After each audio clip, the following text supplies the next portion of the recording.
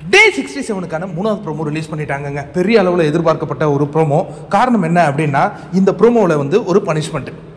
அதாவது என்னன்னா, big pass வீட்டில் இப்போ 2 பாத்ரூம் இருக்குங்கிறது நம்ம எல்லாருக்கும் தெரியும், ரெஸ்ட் ரூம் இருக்குன்னு தெரியும். ஆனால் ஒன்று தான் யூஸ் பண்ணணும். இப்போ என்ன பண்ணியிருக்காங்க, ஜாக்லின் போய் ஒரு இடத்துல முகம் கழுவிருக்காங்க. இவருக்கு எமர்ஜென்சியாக வந்துட்டு இருக்கு போல இருக்கு. இவர் இன்னொரு பாத்ரூமுக்கு போயிட்டே இருக்க. யாரு? தீபக். உடனே பிக் பாஸ் கூப்பிடுறாரு, விதிகள் மீறப்பட்டு இருக்கு, இந்த வீட்டில் விதிகள் மீறப்பட்டு இருக்கு அப்படின்ன ஒன்று. விதிகள் மீறினா மட்டும் பிக் பாஸ் செம்ம டென்ஷன் ஆவார், ஏதாவது ஒரு பனிஷ்மெண்ட்டை கொடுப்பாரு.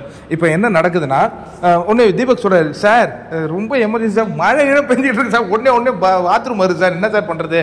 அதெல்லாம் எங்களுக்கு தெரியாது, விதிகள் மீறப்பட்டிருக்கு. இதில் 2 பேர் நீங்கள் மாட்டியிருக்கீங்க, ஒன்று ஜாக்லின், இன்னொன்று தீபக்.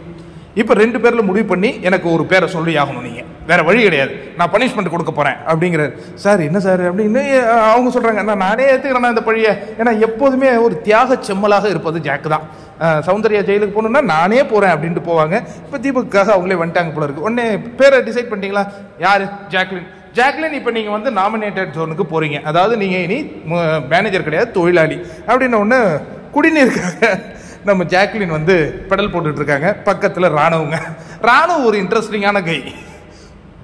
பக்கத்திலே உட்காந்துக்கிட்டு, உப்பு தின்னவன் தண்ணி குடிச்சாகணும் அப்படின்னு ஒன்று. யோ என்னையா பாட்டு பாடுற? இல்லை, உப்பு தின்னவன் தண்ணி குடிச்சாகணும்.